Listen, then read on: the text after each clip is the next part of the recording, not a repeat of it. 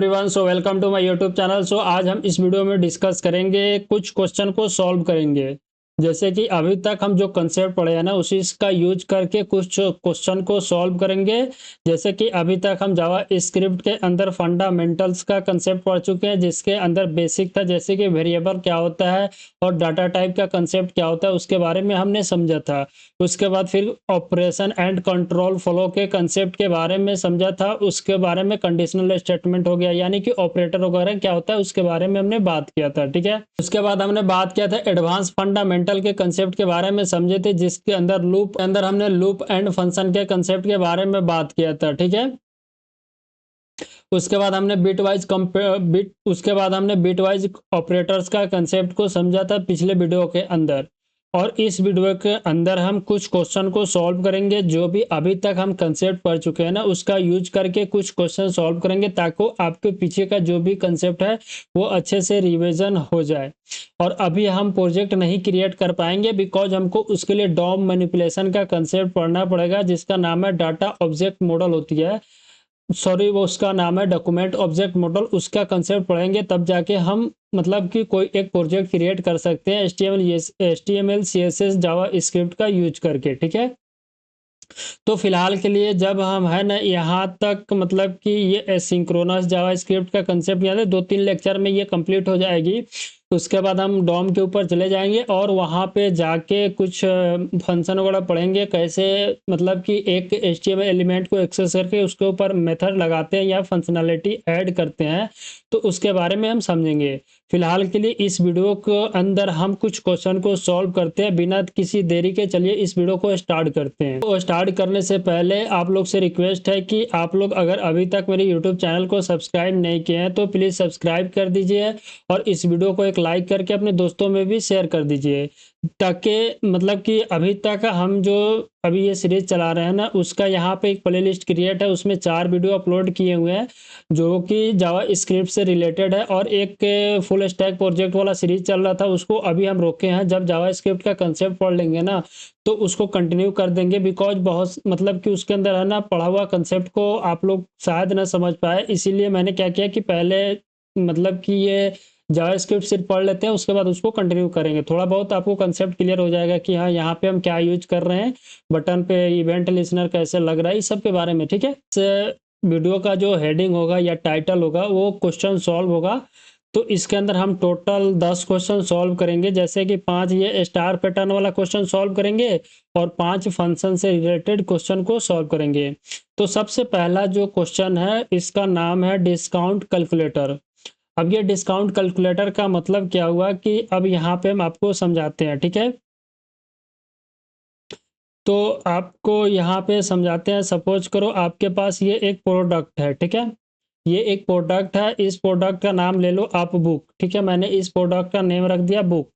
अब इस बुक का जो ओरिजिनल प्राइस है, मान लो कि इस प्रोडक्ट का जो ओरिजिनल प्राइस है, मैं यहाँ पे लिख रहा हूँ, इसका ओरिजिनल प्राइस है 100 रुपीज़। ठीक है, इसका ओरिजिनल प्राइस कितना है, 100 रुपीज़। अब जब इसका प्राइस 100 रुपीज़ है, तो इसको ऊपर हमने मान लो कि 20% ऑफ करके इसका प्राइस बताना है। ठीक है, तो इस क्वेश्चन में यही काम हमको करना है कि इसका जो 20% ऑफ करके जो प्राइस आएगी ना, जो 20% ऑफ करके जो प्राइस आएगी, वही हमको यहाँ पे बताना है।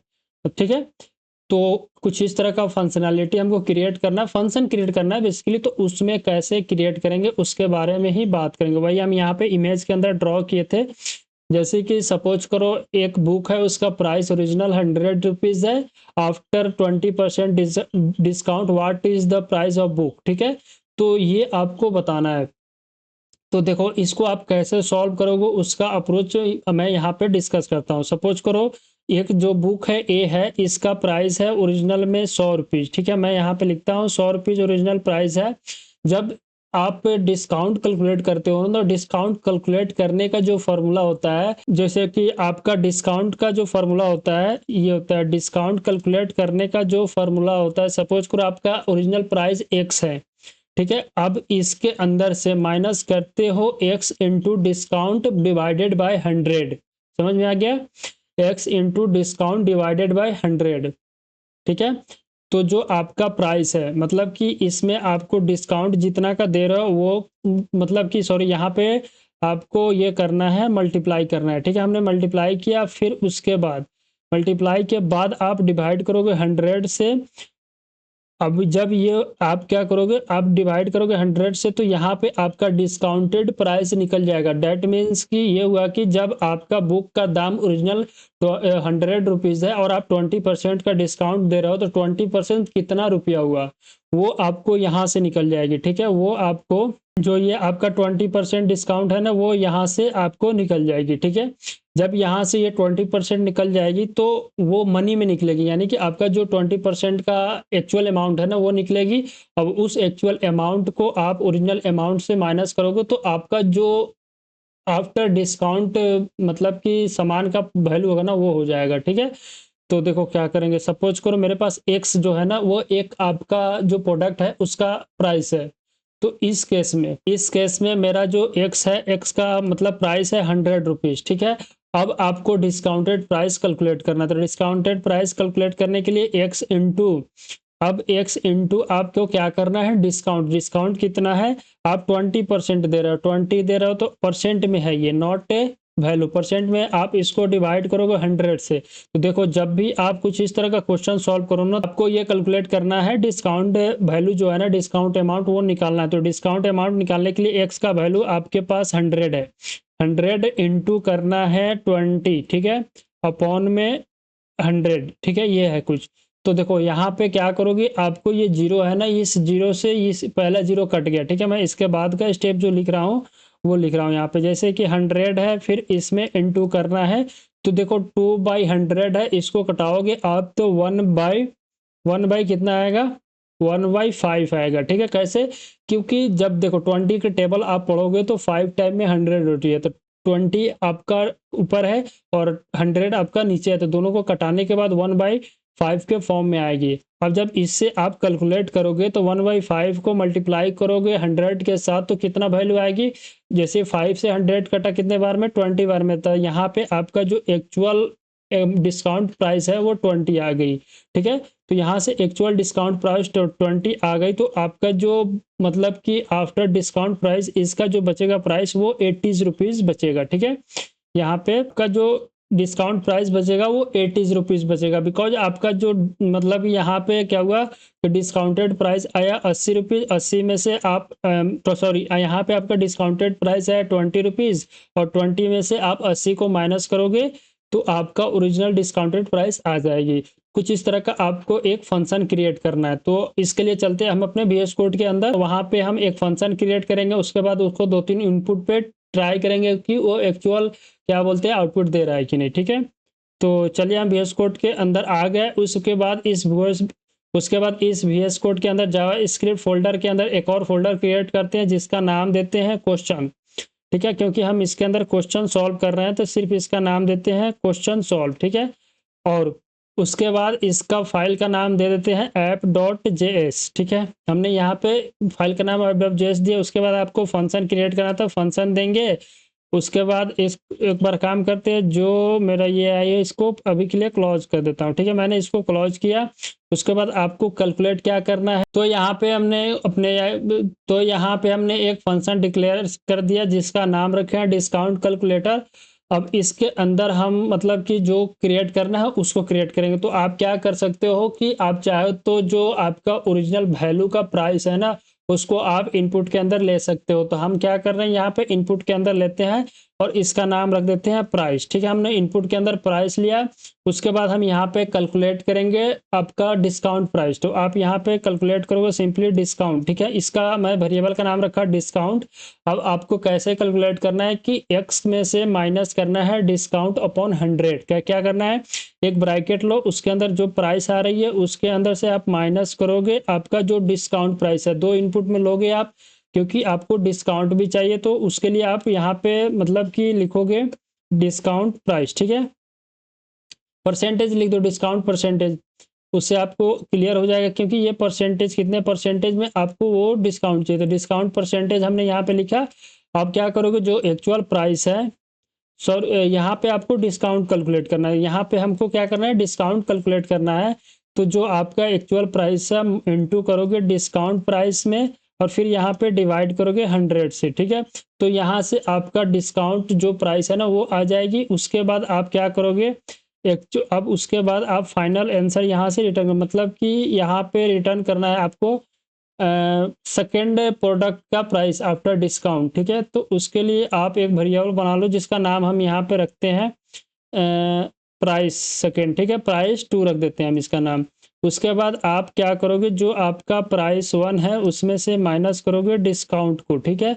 और जब ये हो जाएगी तो उसके बाद आप इसको रिटर्न करा दो यहाँ से, किसको, प्राइस 2 को, ठीक है। तो कुछ हमने इसको ऐसे रिटर्न कराया। उसके बाद आप यहाँ से कांस्टेंट ले लो, देन आप यहाँ पे आंसर क्रिएट करो, क्योंकि जो वैल्यू आएगी उसको हम यहाँ पे आंसर के अंदर स्टोर कराते हैं और कॉल करते हैं डिस्काउंट कैलकुलेटर को। और यहाँ पे ये कांस्टेंट का स्पेलिंग गलत है, ठीक है, मैंने इसको ऐसे किया। अब क्या करोगे, आपका मैं जो एग्जांपल समझाया था वही लेता हूँ और यहाँ पे 20 पास करता हूँ, ठीक है। 20% से डिस्काउंट देना है। उसके बाद फिर कंसोल लॉग कराते हैं कि यहाँ पे आपका जो आंसर है वो ट्रू आ रही है या नहीं।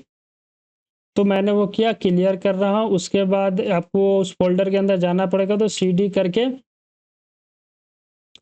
तो यहाँ पे हम CD करके चलते हैं, क्वेश्चन वाले फोल्डर के अंदर गए और क्लियर फिर करते हैं। और इसके बाद यहाँ पे हम आपको रन कराते हैं, तो नोड ऐप डॉट जेएस कर दिए। तो देखो यहाँ पे मेरा जो एक्चुअल प्राइस कैलकुलेट किया था मैंने वो 80 आ गया। आप चाहो तो यहाँ पे 200 का 20% निकालना है तो इसको आप क्लियर करो और फिर यहाँ पे रन कराओगे तो 160 आ गया, ठीक है। आप चाहो तो 15% भी निकाल सकते हो, जितना आपको निकालना है उतना आप इस तरह निकाल लो, ठीक है। तो ये पहला क्वेश्चन का जो आंसर है कुछ इस तरह आप क्रिएट कर सकते हो। इसको HTML के साथ लिंक करके आप एक कैलकुलेटर बना सकते हो जिसमें आप डिस्काउंट कैलकुलेट करने का जो भी, मतलब कि एक कैलकुलेटर होता है ना, वहाँ पे जाके आप प्राइस डालो और कितना डिस्काउंट लेना है उसके बाद उसको कैलकुलेट करो, तो आप उस तरह का क्रिएट कर सकते हो। अभी हम नहीं क्रिएट करा रहे हैं बिकॉज हम डॉम मैनिपुलेशन का जो कंसेप्ट होता है उसको अभी हम नहीं पढ़े हैं। जब हम पढ़ लेंगे तो इस तरह का, जैसे कैलकुलेटर हो गया, उसके बाद आप रैंडम पासवर्ड जनरेटर का कंसेप्ट आती है, उसका बहुत सारा प्रोजेक्ट क्रिएट करेंगे, अभी टेंशन मत लीजिए, ठीक है। फिलहाल के लिए मैंने ये कंसेप्ट आपको सिखाया, ठीक है। आप चाहो तो आप इस तरह भी कर सकते थे, इसको आप एक लाइन के अंदर क्या कर सकते थे, यहाँ से रिटर्न करके और आप प्राइस लेते और उसके बाद उसमें से माइनस करते और प्राइस को इनटू करते डिस्काउंट प्राइस के साथ और यहाँ पे डिवाइड करते। तो ये भी सेम वर्क करता। ये 3 लाइन कोड को ये सिंगल लाइन में हमने कन्वर्ट कर दिया। तो आप इसको क्लियर करो और फिर रन कराओगे तो कुछ आउटपुट के अंदर, सॉरी यहाँ पे 10 नहीं, यहाँ पे 100 होगा। तो हमने इसको रन कराया, फिर देखो फिर आउटपुट के अंदर 170 आ रही है आफ्टर 50% डिस्काउंट, ठीक है। तो आप इस तरह यूज कर सकते हो। अब नेक्स्ट डिस्कस करते हैं अगला क्वेश्चन। इसका कोड हम यहाँ पे ऐड करके अटैच कर देंगे और उसका भी लिंक ऐड कर देंगे गिटहब मतलब बायो के अंदर। अब सेकेंड क्वेश्चन का नाम है एज वेरिफिकेशन। अब ये एज वेरिफिकेशन का मतलब क्या है इसको पहले समझते, इसका कंसेप्ट क्या है। देखो, यूजर से एक इनपुट लेंगे, ठीक है, मैंने यहाँ पे ऐड किया है कि यूजर से एक इनपुट लेंगे जिसका नाम है एज। अगर यूजर का एज ग्रेटर देन 18 है, ठीक है, अगर यूजर का एज ग्रेटर देन 18 है तो उस केस में प्रिंट कराएंगे एडल्ट, ठीक है। पहला कंडीशन ये है कि अगर यूजर का एज ग्रेटर देन 18 है तो उसको प्रिंट कराएंगे एडल्ट। अगर यूजर का एज लेस देन 12 है तो उसको प्रिंट कराएंगे चाइल्ड, बिकॉज वो मतलब कि उसका एज जब छोटा है 12 से तो वो चाइल्ड में काउंट होगी, ठीक है। अगर ये दोनों कंडीशन सेटिस्फाई नहीं कर रहा है यूजर का एज तो उसको प्रिंट कराएंगे माइनर के अंदर, ठीक है। तो ये 3 कंडीशन को लगा के प्रिंट कराना है, बिकॉज इस क्वेश्चन को सॉल्व करने का मतलब यही है कि इसके अंदर आपको कंडीशनल स्टेटमेंट से मतलब कि जो लॉजिक है ना वो रिवीजन भी हो जाएगी और क्लियर भी हो जाएगी, ठीक है। तो चलो इस क्वेश्चन को हम मतलब कि डायरेक्ट कोड करते हैं। इसमें मैंने कंसेप्ट समझा दिया आपको। तो एक काम करते इसको कमेंट करते और सेकेंड क्वेश्चन को सॉल्व करते। तो यहाँ पे हम लिख देते हैं सेकेंड क्वेश्चन ठीक है, मैं सेकेंड क्वेश्चन लिखा। अब एक फंक्शन क्रिएट करते हैं। ठीक है, फंक्शन क्रिएट किया और उस फंक्शन का नाम देते हैं एज वेरिफिकेशन। तो हमने फंक्शन का जो एक फंक्शन क्रिएट किया जिसका नाम रखा एज वेरिफिकेशन, उसके अंदर यूजर अपना एज प्रोवाइड करेगा। उसके बाद एक कंडीशन लगाना था, यहाँ 3 कंडीशन था। अगर एज जो है ना वो ग्रेटर देन 18 हो जाती है तो इस केस में प्रिंट कराना था, इस केस में प्रिंट कराना था एडल्ट। ठीक है, इस केस में प्रिंट कराना था एडल्ट। और जब जो सेकेंड था वो एज अगर लेस देन हो जाती है 12 तो इस केस में प्रिंट कराना था चाइल्ड। अगर थर्ड क्वेश्चन था, अगर ये दोनों कोई कंडीशन फॉल्स हो जाती है तो उस केस में प्रिंट कराना था माइनर। ठीक है, तो हमने तीनों कंडीशन यहाँ पे लिख दिया। अब कुछ नहीं है, जब तीनों कंडीशन लिख दिया तो उसके बाद इफ़ अगर एज का जो वैल्यू है उसको आप ग्रेटर देन 18 करो तो उस केस में रिटर्न करा लो या कंसोल करा लो। तो हमने कंसोल लॉग कराता हूँ यहाँ पे कि यू आर एडल्ट, कुछ इस तरह का हमने मैसेज अच्छा सा प्रिंट करा दिया। ठीक है, तो ये हो गया। और देखो ऐसा है कि मैंने ये प्रिंट करा दिया। अब सेकेंड के लिए क्या करोगे आप, इफ़ एल्स का जो कंडीशन था एल्स इफ वाला उसको आप यूज कर सकते हो। तो मैंने यहाँ पे एज का जो वैल्यू है उसको लेस देन ले लेता हूँ, कितना 12। और इस केस में आप क्या करोगे, प्रिंट करा लोगे कंसोल के अंदर लॉग कराओ, क्योंकि ऊपर वाले कंसोल का यूज कर रहा हूँ तो इसके अंदर भी आप कंसोल का यूज कर लो। यहाँ पे लिखो कि यू आर चाइल्ड। ठीक है, और मैंने ये लिखा। और ये जब दोनों कंडीशन फॉल्स हो जाती है यूजर के इनपुट से तो आप लास्ट में प्रिंट करा लो कंसोल डॉट लॉग करा के यू आर माइनर। ठीक है, यू आर माइनर कैटेगरी। ठीक है, कुछ इस तरह का मतलब कैटेगरी के हिसाब से हम प्रिंट करा रहे, एडल्ट के कैटेगरी, चाइल्ड के कैटेगरी, माइनर के कैटेगरी। तो वो हम यहाँ पे उस तरह का एक फंक्शन क्रिएट कर रहे हैं। आप क्या करोगे, आप सिंपल यहाँ पे आप चाहो तो एज वेरिएबल इनिशियलाइज कर लो, क्या करो उसको आप 14 ले लो और आप यहाँ पे कॉल कर लो एज वेरिफिकेशन का सिंपल कॉल करो। यहाँ पे हमने क्या किया कि एज वेरिफिकेशन वाले फंक्शन को कॉल किया, इसमें पास कर दिया एज। अब ये पास किया तो आप क्लियर करो। ठीक है, आप क्या करोगे, यहाँ से क्लियर किया मैंने, फिर इसको रन कराऊंगा। हमने एज 14 दिया था, आंसर के अंदर आएगा यू आर माइनर। ठीक है, मतलब ये वाला कंडीशन आपका ट्रू हो गया। सबसे पहले इसने यहाँ से एज आई, एज ने क्या किया कि इस कंडीशन को चेक किया, क्या मेरा जो इनपुट आ रही है यूजर की तरफ से वो ग्रेटर देन 18 है। तो यहाँ पे तो उस कंडीशन सेटिस्फाई नहीं हुआ। अब जब यहाँ पे कंडीशन सेटिस्फाई नहीं हुआ तो अब इसने क्या किया कि नेक्स्ट चेक किया, क्या यूजर का जो इनपुट आ रहा है वो लेस देन 12 है। अगर यहाँ पे भी कंडीशन फॉल्स हो जाती है तो यहाँ पे भी उसका कंडीशन फॉल्स हो गई। अब क्या किया कि अब इसको चेक नहीं किया, डायरेक्ट इसी को इसने प्रिंट करा दिया, बिकॉज इसके आगे कोई कंडीशन हमने ऐड नहीं किया है तो इसलिए इसने क्या किया कि यहीं पे प्रिंट करा दिया। ठीक है, अगर सपोज करो मैं यूजर का जो एज का वैल्यू हो 30 देता हूँ। ठीक है, अब 30 देने के बाद क्या होगा कि सबसे पहले ये फंक्शन को कॉल करेगा, यानी कि एज वेरिफिकेशन को कॉल करेगा। और जब एज वेरिफिकेशन कॉल करेगा तो ये वाला फंक्शन कॉल होगा। यहाँ पे यूजर का इनपुट आएगी जिसका वैल्यू हमने 30 पुट किया हुआ है। ठीक है, अब ये वाला कंडीशन चेक होगा, यहीं पे ये कंडीशन रीच कर जा रही है, मतलब ये कि यहाँ पे एज जो है ना 30 है जो कि 18 से बड़ा है। तो यही यहाँ पे आउटपुट के अंदर प्रिंट होगी। देखो अभी हम क्या करते हैं कि नोड app.js करके रन कराएंगे तो यहाँ पे मेरा देखो यू आर एडल्ट प्रिंट हो गया। ठीक है, और अगर सपोज करो हम यहाँ पे यूजर का इनपुट क्या करते हैं कि 16, मतलब कि यहाँ पे यूजर का इनपुट 10 देते हैं। तो जब यूजर के इनपुट 10 दिए तो उसी तरह क्या करेगा, सबसे पहले फंक्शन कॉल होगा, फंक्शन के बाद ये कंडीशन चेक होगी। ये कंडीशन अगर यहाँ पे फॉल्स होती है तो नाउ चेक अदर कंडीशन। ये भी कंडीशन अगर फॉल्स हो जाती है तो इन केस अगर फॉल्स होती है तभी यहाँ पे रीच करेगा, अगर ये कंडीशन ट्रू हो जाती है तो यही आउटपुट के अंदर प्रिंट होगा। ट्राई करते हैं। तो हमने इसको रन करा था यू आर चाइल्ड, यानी कि तीनों कंडीशन हमने करके दिखा दिया।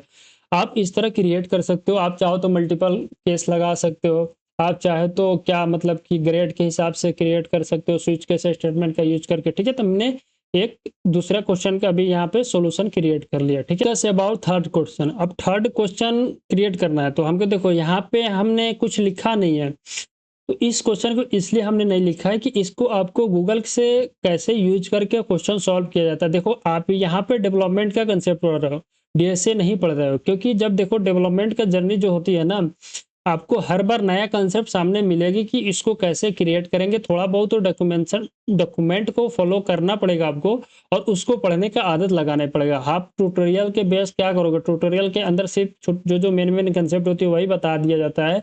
लेकिन क्या होता है कि कभी-कभी आपके पास ऐसा टाइम आएगा कि आप वो कभी पढ़े ही नहीं होगे। तो उस केस में आपको पढ़ना पड़ेगा, देन आप उसको इम्प्लीमेंट करोगे छोटे से बड़े की तरफ। तो उसके लिए मैं ये 2-3 वैल्यू को छोड़ा था क्वेश्चन के अंदर। सबसे पहला क्वेश्चन है टेम्परेचर कन्वर्ट करना है, जो कि सेल्सियस टू फ़ारेनहाइट के अंदर। तो देखो आप सिंपल फार्मूला खोज सकते हो, वो कैसे कैलकुलेट होती है। सपोज करो मेरे को सेल्सियस से हाइट का फार्मूला निकालना है। तो देखो सेल्सियस के फ़ारेनहाइट का फार्मूला कुछ इस तरह होती है, जिसका नाम देते हैं सेल्सियस इंटू 9/5 इन प्लस 32। ठीक है, तो जब आप इसको कैलकुलेट करोगे तो ये एक फ़ारेनहाइट के अंदर आएगी।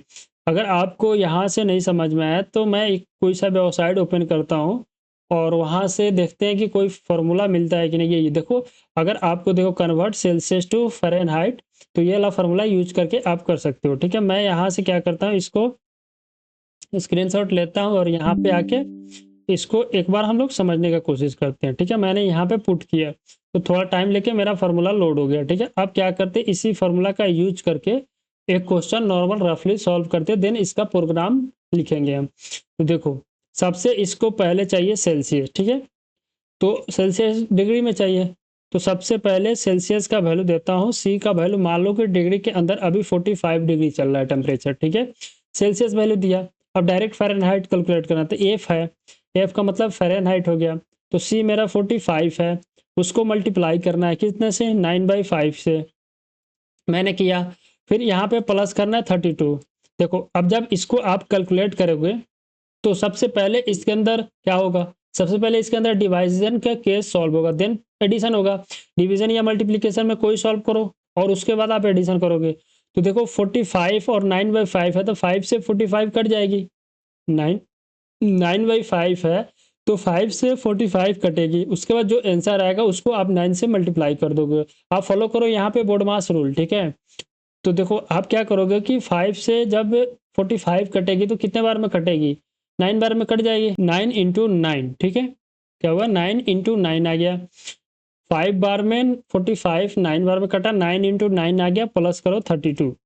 ठीक है, तो हमने यहाँ पे प्लस किया 32। अगला स्टेप के अंदर आपका फाइनल आंसर आएगा, तो 9 इंटू 9 81 होगा।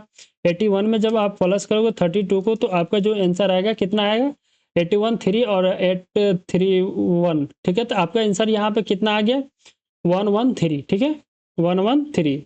ठीक है, तो ये आपका फ़ारेनहाइट का वैल्यू हो गया। कैसे हुआ, जैसे कि 1 2 3 हो गया, 8 3 1 हो गया, 1 1। ठीक है, तो ये आपका जो वैल्यू आया ना, ये आपका फ़ारेनहाइट के अंदर आया। यानी कि 45 डिग्री का जो वैल्यू है उसको अगर फ़ारेनहाइट के अंदर कन्वर्ट करोगे तो उसका वैल्यू 113 आएगा। तो एक काम करते हैं, इसी का यूज करके हम कोड को लिखते हैं और उसके बाद रन कराएंगे।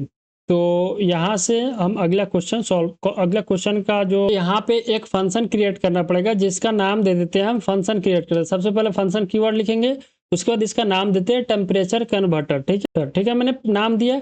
उसके बाद ये तो एक आपका फंक्शन हो गया। ठीक है, इतना बड़ा नाम देने से अच्छा है कि सिर्फ टेम्प कन्वर्टर लिख देता हूँ। ठीक है, तो हमने यहाँ पे एक फंक्शन लिख दिया टेम्परेचर कन्वर्टर। अब देखो यहाँ पे आपको इनपुट के अंदर क्या चाहिए उसको पहले समझते हैं। देखो यहाँ पे आपको इनपुट के अंदर, जैसे कि हम यहाँ पे समझे थे, तो इनपुट के अंदर एक ज़रूरत पड़ रही है जिसका नाम है सेल्सियस। वो आपको इनपुट के अंदर चाहिए। यूजर से सिर्फ सेल्सियस लो और उसको आप फ़ारेनहाइट के अंदर कन्वर्ट कर दो। तो आप यहाँ पे सी लोगे इनपुट के अंदर, जिसका नाम हम सेल्सियस रखें। ठीक है, अब जब हमने सी लिया उसको आप कैलकुलेट करोगे। स्टेप बाय स्टेप सॉल्व करने का हम कोशिश करते हैं। तो सबसे पहला जो स्टेप है उसके अंदर आप क्या करोगे कि सेल्सियस और जो 9/5 है इसको कैलकुलेट कर लो। ठीक है, तो हम क्या करते हैं कि यहाँ पे F1 देते हैं। ठीक है, यहाँ पे हम F1 दे देते हैं। ठीक है, क्योंकि यहाँ पे हमको एक वैल्यू चाहिए। तो जैसे कि यहाँ पे हम क्या करते हैं कि ब्रैकेट के अंदर जो आपका सेल्सियस आया उसके अंदर मल्टीप्लाई कर लो 9/5 से। ठीक है, आप चाहो तो यहीं पे प्लस करके 32 लिख सकते हो। ठीक है, लेकिन हम क्या मतलब लिख लेते हैं। चलो, हमने यहाँ पे लिखा। अब क्या करते हैं कि इसका वैल्यू f दे देते हैं। तो क्या होगा कि यहाँ से सेल्सियस आएगा, उसके बाद इसको कैलकुलेट करेगा, देन 32 को प्लस कर लेगा, उसके बाद यहाँ से आप रिटर्न कर दोगे एफ को। ठीक है, आप चाहो तो इसको क्या कर सकते हो कि एक लाइन में ही रिटर्न करा दो, यहाँ से रिटर्न करा लो सेल्सियस को से सी से, मतलब कि ब्रैकेट के अंदर सी इंटू 9/5 और प्लस करके 32 रिटर्न करा लो। तो ये एक लाइन के अंदर भी सॉल्व हो सकता है, आप इस तरह भी सॉल्व कर सकते हो। ऊपर वाला में नहीं होता तो इसमें मैंने बताया। अब देखो आप क्या करो, डायरेक्ट कॉल करो फंक्शन के अंदर, कंसोल के अंदर चाहे इस तरह आप कॉल करो लेट। सबसे पहले आप इसी का वैल्यू डिफाइन कर लो, सपोज करो यहाँ पे हम 34 डिफाइन करते हैं, और उसके बाद कंसोल के अंदर डायरेक्ट फंक्शन को कॉल कर लेते हैं। ठीक है, मैंने टेम्परेचर कन्वर्टर फंक्शन का नाम देखा, इसके अंदर सी को पास किया। तो जब आप इसको रन कराओगे सेव करने के बाद, तो देखो रन कराने के बाद 93.2 आ रहा है। तो देखो मैंने जो सॉल्व किया था, एक बार इसको क्या करते हैं, चेक करते हैं कि आउटपुट मेरा सही दे रहा है कि नहीं।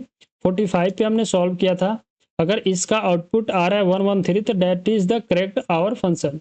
ठीक है, तो जो आपका फंक्शन है वो सही है, तो हमने यहाँ पे आंसर भी देख लिया कि सही रिटर्न कर रहा है। ठीक है, तो कुछ इस तरह आप फंक्शन को लिख सकते हो, एक लाइन के अंदर भी लिख के मैंने दिखाया, और आप कुछ इस तरह भी क्रिएट कर सकते हो। आप जितना तोड़ के मतलब कि लिखने का कोशिश करोगे उतना ही आपको समझ में आएगा। ठीक है, सो यहाँ पे हमने तीसरा क्वेश्चन भी सॉल्व कर लिया। चौथा क्वेश्चन सर्कल एरिया कैलकुलेट करना है, तो इसको आप खुद से ट्राई करना है। चौथा और पांचवा रैंडम मैसेज जनरेटर है, और एरिया कैलकुलेटर का खुद से ट्राई करना है। इसका सॉल्यूशन मैं ऐड कर दूंगा। इसमें क्या है कि आपको पाई का वैल्यू लेना है 3.14, नहीं तो आप math.py यूज कर सकते हो, जो इनबिल्ट फंक्शन है ऑलरेडी। और इसके अंदर क्या है कि आप एक रैंडम math.random का यूज कर सकते हो, और इसके अंदर एक आप सेंटेंस के अंदर या वर्ड एक पैराग्राफ के अंदर आप एक सेंटेंस लिखोगे जिसके अंदर बहुत सारा टेक्स्ट लिखा होगा। ठीक है, और वहां पे आप math.random चलाओगे, इसके अंदर उस टेक्स्ट को पास करोगे, नहीं सॉरी, आप math.random चला के उसके अंदर जीरो से मतलब 0 से लेकर 1 तक कोई वैल्यू आएगी, उसको आप क्या करोगे, जो आपका टेक्स्ट है उससे मल्टीप्लाई करके फ्लोर वगैरह का कंसेप्ट लगा के आप चेक करोगे। तो उस तरह आप करोगे तो आपका मैसेज रैंडम जनरेट होती रहेगी एनी टाइम। ठीक है, तो आप इन दोनों को ट्राई करना। अब इसका क्वेश्चन जो है ना, इसका जो सोल्यूशन है मैं वो तो और ऐड कर दूंगा इसी डॉक्यूमेंट के अंदर, आप चेक कर लेना। ठीक है, फिलहाल के लिए हम ये लूपिंग कंसेप्ट जो है ना उसको समझने का कोशिश करते हैं, क्योंकि देखो लूप का जो नेस्टेड वगैरह कंसेप्ट कंडीशन कैसे लगती है, देखो खैर ज़्यादा नेस्टेड का कंडीशन तो लगती नहीं है मतलब वेब डेवलपमेंट के अंदर, लेकिन हम यहाँ पे 5 लिखे हैं, इसके अंदर से 1-2 समझा दे रहे हैं आपको, बाकी आप खुद से ट्राई करना। ठीक है, तो एक काम करते हैं, ये जो सबसे पहला स्टार है ना, इसी को प्रिंट करने का कोशिश करता हूँ। तो चलो यहाँ पे हम इसको समझने का कोशिश करते हैं। तो आपका स्टार एक मतलब पहला लाइन में 1 स्टार है, सेकेंड लाइन में 2 स्टार है। यहाँ पे हमने क्या किया कि उसको स्क्रीनशॉट लेके फोटो जो था ना स्टार प्रिंट कराना, इसका नाम है राइट एंगल ट्रायंगल बोलते हैं। ठीक है, तो इसको हमको प्रिंट कराना। तो इस केस में क्या होता है कि सबसे पहला जो 3 स्टेप प्रोसेस होता है, सबसे पहला इसके अंदर देखते हैं कि आउटर लूप का कंसेप्ट क्या होता है। ठीक है, सबसे पहला कंडीशन आउटर लूप का कंसेप्ट देखो, उसके बाद आप इनर लूप का कंसेप्ट देखोगे, देन आप 3 में प्रिंट कराओगे स्टार को। ठीक है, तो कुछ इस तरह का 3 स्टेप का प्रोसेस होता है। आप इसको जब ध्यान रखोगे ना तो आपका जो कंसेप्ट है वो क्लियर हो जाएगी। इस केस में आउटर लूप आपका काउंट करो स्टार कितना है, सबसे पहला 1 है, 2 है, 3 है, 4 है, 5 है, यानी कि आपका ये जो स्क्वायर बनेगी 5 क्रॉस 5 के केस में बनेगी। तो जो आपका आउटर लूप का वैल्यू आएगा यहाँ पे, आपका आउटर लूप का जो वैल्यू आएगा वो 5 आएगा। ठीक है, और इनर में आप डिसाइड करोगे कि कैसे मैं चलाऊं। तो देखो मैं एक यहाँ पे लॉजिक सोचते हैं कि इसको कैसे क्रिएट कर सकते हैं। तो देखो i इक्वल टू, सपोज करो मैं i को 0 से इनिशियलाइज करता हूँ, और i को लेके जाता हूँ कहाँ तक, 5 तक, क्योंकि 0 से लेके 4 तक जाएगा तो वहाँ पे 5 वैल्यू हो जाएगी, और हर बार i को प्लस प्लस कर रहा हूँ। ठीक है, तो कुछ इस तरह का हमने लॉजिक लिखा। अब देखो जब i इक्वल टू 0 है, अब जब i इक्वल टू 0 है तो इस केस में, यानी कि यहाँ पे लिखते हैं जब i इक्वल टू 0 है तो इस केस में स्टार मेरा प्रिंट हो रहा है 1। ठीक है, और उसके बाद जब i इक्वल टू 1 हो रहा है तो इस केस में आपका स्टार प्रिंट हो रहा है 2। ठीक है,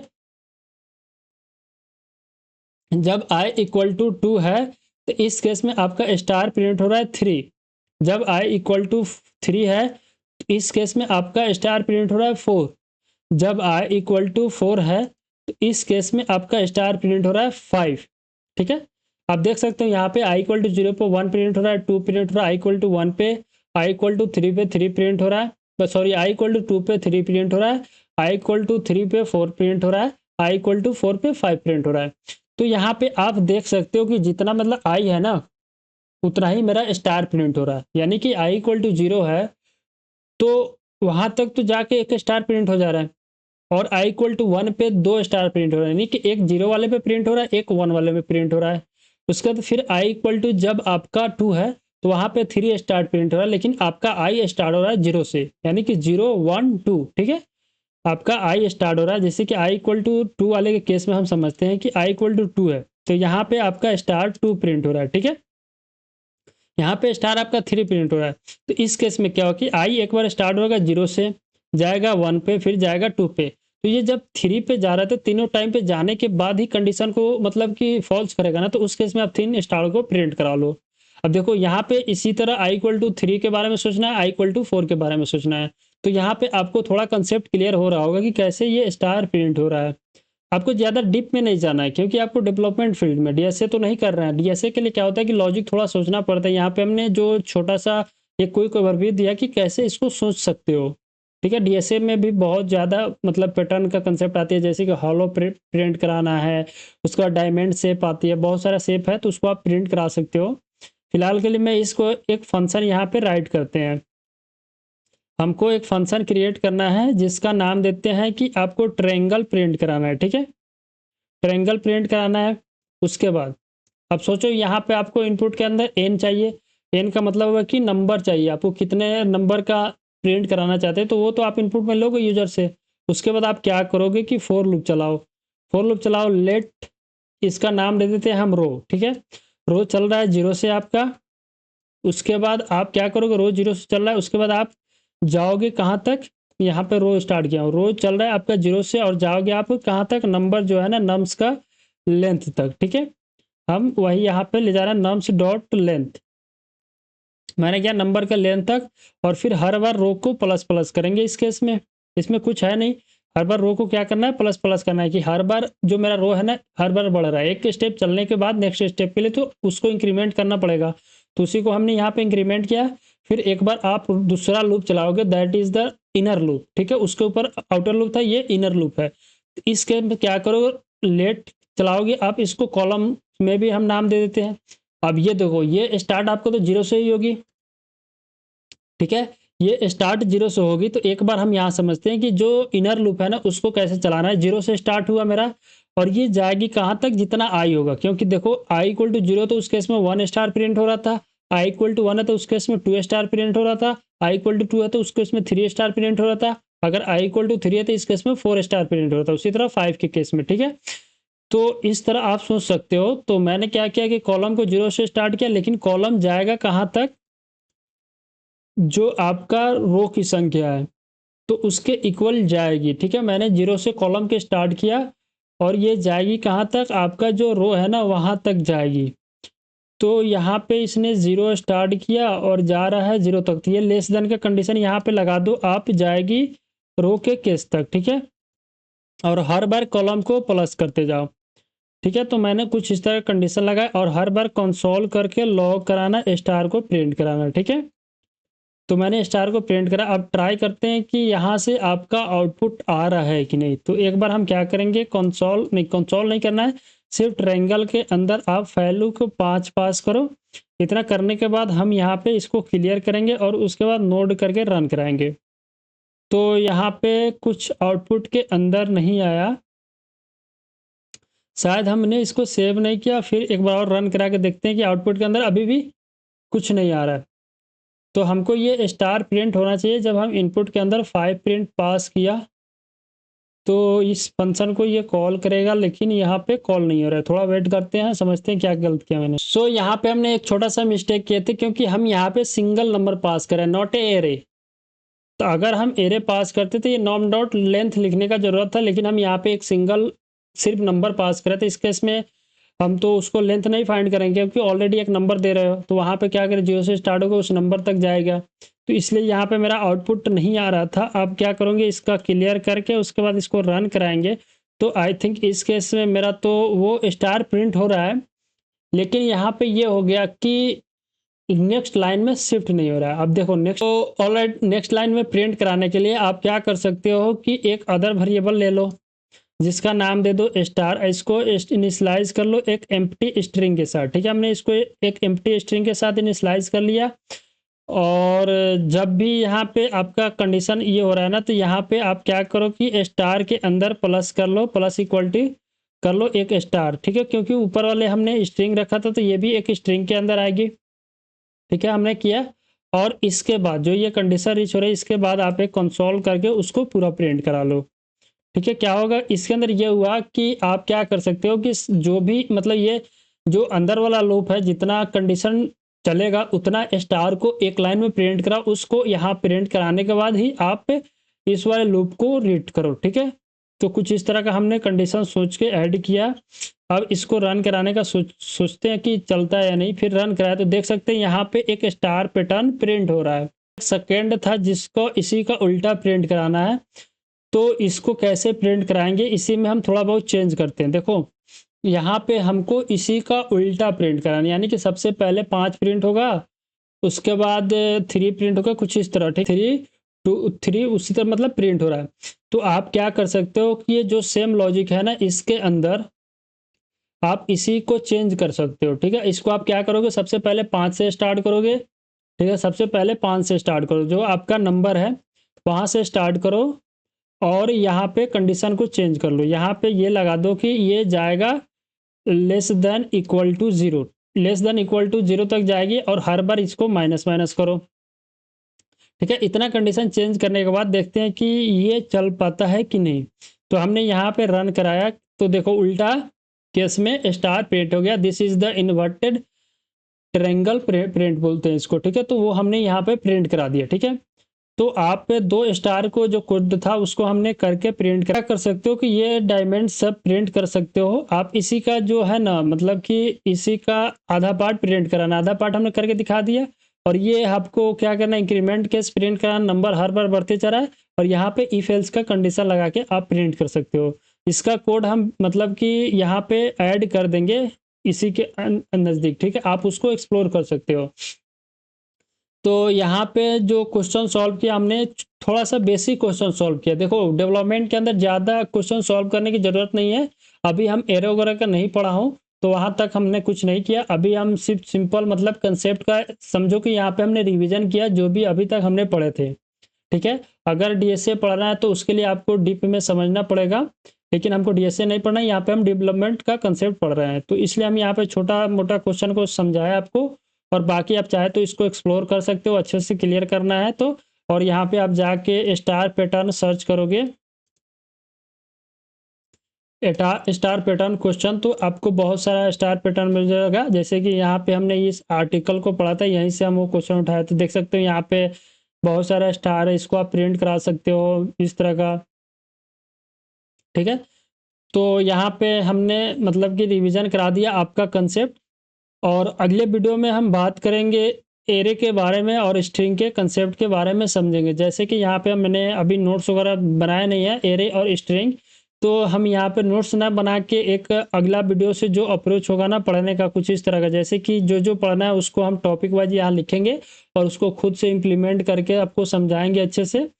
तो आप इसको देख सकते हैं। और आपका नोट्स जो है ना उसको हम मतलब कि ड्राइव वगैरह पर अपलोड करके बता देंगे आपको, क्योंकि नोशन का जो लिंक है ना वहाँ पे रीच हो जाती है तो वो चल नहीं पाता है। इसके वजह से मैंने क्या किया कि ये थोड़ा सा यहाँ पे जैसे कि इसके अंदर शायद टाइटल भी ऐड होगा नेक्स्ट वीडियो के अंदर, तो यहाँ पे हमने नहीं किया एरे और स्ट्रिंग। ठीक है, अगला वीडियो का टाइटल यही होगा जिसके अंदर हम एरे एंड स्ट्रिंग का जो डीप में कंसेप्ट होगा, जैसे कि एरे के अंदर मेथड क्या होती है, कैसे ऐड करते हैं, कैसे एडिट करते हैं, कैसे उसके अंदर एरे क्रिएट करते हैं, कैसे स्ट्रिंग के अंदर सब स्ट्रिंग होता है, स्पाइस मेथड क्या होता है, ये सब के बारे में अच्छे से समझेंगे अगले वीडियो में।